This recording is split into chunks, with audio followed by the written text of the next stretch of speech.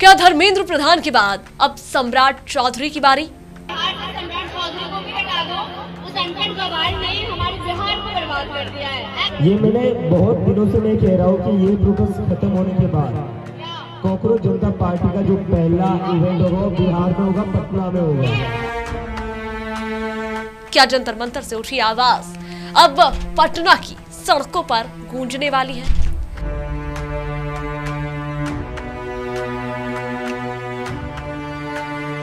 क्या एक viral video Bihar की राजनीति का नया नैरेटिव लिख सकता है?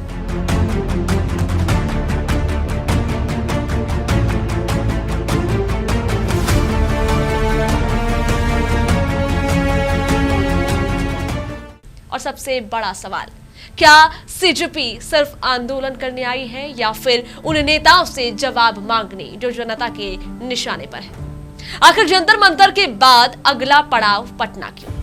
और क्या बिहार में अब एक नई राजनीतिक लड़ाई शुरू होने वाली है? आइए समझते हैं पूरा मामला। नमस्कार, मैं सबनाज और मेरे साथ टीवी 45 देख रहे हैं। जंतर मंतर पर हुए विरोध प्रदर्शन के बाद अभिजीत दीपके ने बड़ा ऐलान किया है। उनका कहना है कि अब अगला बड़ा प्रदर्शन बिहार की राजधानी पटना में होगा। इस ऐलान के बाद सोशल मीडिया पर एक वीडियो तेजी से वायरल होने लगा। वीडियो में एक युवती भावुक होकर के कहती है, हमने उन्हें मुख्यमंत्री के लिए नहीं चुना था। इसके बाद भैया एक्चुअली मैं ये रिक्वेस्ट करना चाहती हूँ, बिहार से सम्राट चौधरी को भी हटा दो। उस अनपढ़ गवार ने हमारे बिहार को बर्बाद कर दिया है। एक्चुअली हमने उन्हें चूज नहीं किया था। ये मैंने बहुत दिनों से मैं कह रहा हूँ कि ये प्रोटेस्ट खत्म होने के बाद कांग्रेस जनता पार्टी का जो पहला इवेंट होगा वो बिहार में होगा, पटना में होगा। बस यही एक वीडियो, यही एक वाक्य अब हजारों लोगों के बीच चर्चा का विषय बन गया है।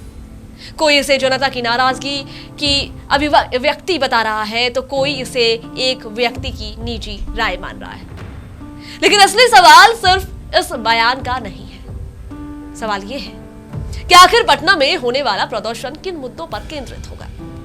क्या यह सिर्फ एक विरोध प्रदर्शन होगा या फिर सरकार से जवाबदेही की मांग को लेकर के एक बड़ा जन अभियान बनने की कोशिश? जंतर मंतर के बाद पटना को चुनने के पीछे क्या कोई बड़ा राजनीतिक संदेश छिपा है? क्या यह आंदोलन केवल एक राज्य तक सीमित रहेगा या फिर देश के दूसरे हिस्सों तक भी पहुंचेगा? अब सबसे बड़ी चर्चा, क्या सीजेपी उन मुद्दों को उठाने की कोशिश कर रही है जिन्हें वे जनता से जुड़ा मानती है? और अगर ऐसा है तो आगे किन मुद्दों पर आवाज उठेगी?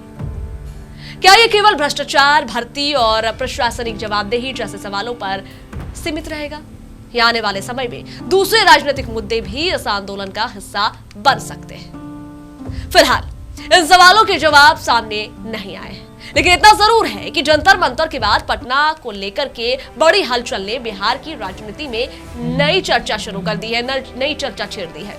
अब सबकी नजर इस बात पर टिकी है कि पटना में होने वाले प्रदर्शन में क्या मांगे रखी जाएंगी, कितनी बड़ी भागीदारी होगी और इस पर सरकार की प्रतिक्रिया क्या होगी। साथ ही यह भी देखना होगा कि क्या यह आंदोलन केवल प्रतीकात्मक विरोध बन करके रह जाता है या फिर आगे चल करके किसी बड़े जन आंदोलन का रूप लेता है। फिलहाल सवाल कई है और जवाब आने वाला वक्त देगा। क्या पटना का प्रदर्शन सिर्फ एक राजनीतिक इवेंट होगा या फिर बिहार की राजनीति में नए अध्याय की शुरुआत? क्या वायरल वीडियो में दिख रही नाराजगी केवल एक व्यक्ति की भावना है या फिर समाज के एक बड़े वर्ग की आवाज? और सबसे अहम, क्या इस आंदोलन के बाद बिहार की राजनीति में कोई नया समीकरण बनता दिखाई देगा? इन सभी सवालों के जवाब आने वाले दिनों में मिलेंगे। तब तक आप इस पूरे घटनाक्रम को कैसे देखते हैं, अपनी राय हमें कमेंट्स बॉक्स में जरूर बताइएगा। अगर वीडियो अच्छा लगा हो तो लाइक कीजिएगा, शेयर कीजिएगा, फॉलो कीजिएगा और सब्सक्राइब भी कीजिएगा। फिलहाल के लिए दीजिएगा इजाजत। नमस्कार।